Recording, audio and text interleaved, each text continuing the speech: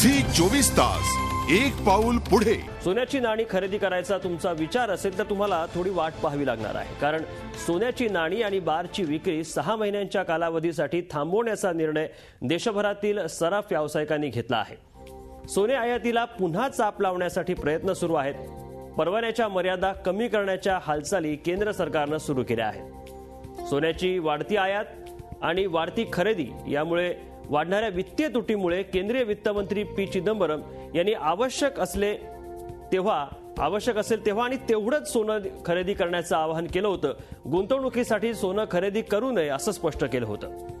त्यानंतर ज्वेलरी संघटनेनं प्रतिसाद देत सोन्याच्या नाण्यांची विक्री 6 महिन्यांच्या कालावधीसाठी बंद ठेवण्याचा निर्णय घेतला आहे। आपल्यासोबत अर्थतज्ञ जयराज साळगावकर आहेत, आपण त्यांच्याशी बोलूया। जयराजी, काय सांगाल, हा जो निर्णय घेण्यात आलेला आहे 6 महिन्यांसाठी सोन्याचे कॉइन आणि बारची विक्री बंद ठेवण्याचा?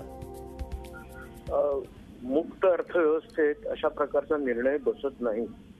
जेव्हा अर्थव्यवस्था सोशलिस्ट होती तेव्हा हे सप्लाय साइड दाबण्याचे तंत्र पॉप्युलर होतं, ते it is to work also. पण आता सोनं ही एक कमॉडिटी आहे आणि त्या कमॉडिटी म्हणजे फ्युचर्स मध्ये ती ट्रेड होते, काउंटरवर ट्रेड होते, लोक दागिने करतात आणि ती एक सिक्युरिटी पण आहे।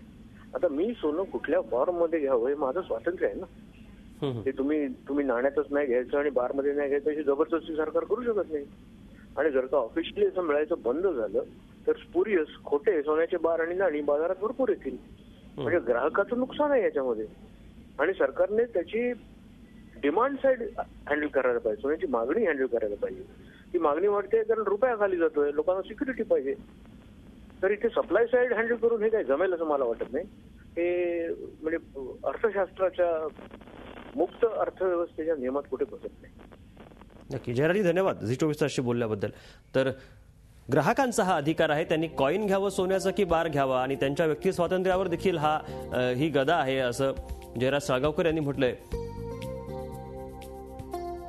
झी 24 तास एक पाऊल पुढे।